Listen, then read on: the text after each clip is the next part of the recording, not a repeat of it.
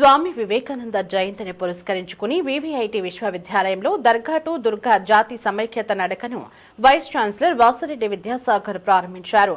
గుంటూరు హజరత్ కాళేశ మస్తాన్ దర్గా నుండి విజయవాడ కనకదుర్గా గుడి వరకు 30 కిలోమీటర్ల వరకు సాగిన ఈ నడకలో దాదాపు 2000 మంది విద్యార్థులు పాల్గొన్నారు. వివేకానంద స్ఫూర్తితో విద్యార్థులు విశ్రమించకుండా ఈ నడక కొనసాగిస్తారని, మార్గ మధ్యమంలో సమైక్యతను చాటుతూ దేవాలయాలు, చర్చిలలో ప్రత్యేక ప్రార్థనలు చేస్తారని వాసిరెడ్డి విద్యాసాగర్ తెలిపారు.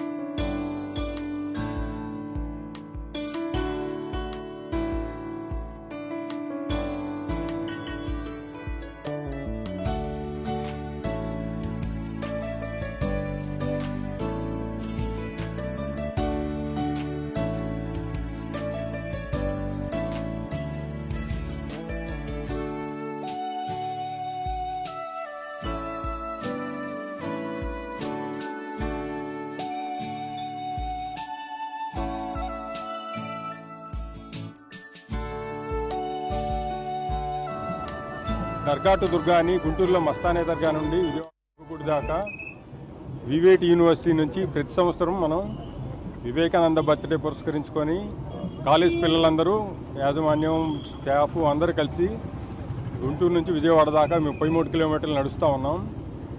మెయిన్ ఉద్దేశం వల్ల అందరం కలిసి అన్ని మతాలు కానీ అన్ని కాస్టులు కానీ అందరూ కలిసి ఉండాలనే దానికి చేస్తూ ఉన్నాం. నేషనల్ ఇంటిగ్రేషన్ వాక్ అని చేస్తున్నాం.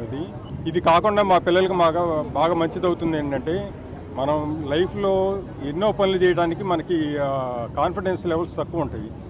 ఒకసారి పని మొదలుపెట్టి ఎలాగోలా చేద్దాం అనుకుంటే, ఇప్పుడు 33 కిలోమీటర్లు నడవగలం అనుకో, ఒకసారి మొదలుపెట్టి ఈ కొంచెమే కదా నడుస్తూ ఉంటే మొత్తానికి గమ్యం చేరుతాం అనమాట. అది లైఫ్లో ఇలాంటి ఎక్స్పీరియన్స్ ఉపయోగపడుతుంది అనేసి ఇలా కంటిన్యూ చేస్తున్నాము. 15 ఏళ్ళ నుంచి ప్రతి సంవత్సరం తప్పకుండా చేస్తున్నాం. ఒక కోవిడ్ ఇయర్ మిస్ అయ్యాము, మిగతా సంవత్సరాలన్నీ చేస్తాను. దర్గా టు దుర్గా అనే కార్యక్రమాన్ని మన విబిఐటి కాలేజీ యాజమాన్య వారు మన గుంటూరు మస్తాన్ దర్గా నుంచి విజయవాడ కనకదుర్గమ్మ వారి వరకు కూడా ప్రారంభించారు.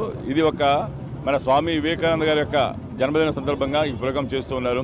అలాగే జాతీయ సమైక్యత నడక కింద, అంటే ప్రస్తుతం మనకున్న వాతావరణంలో చూసుకున్నట్లయితే అన్ని మతాలను కలుపుకుంటూ పోవాలని ఒక ఉద్దేశం.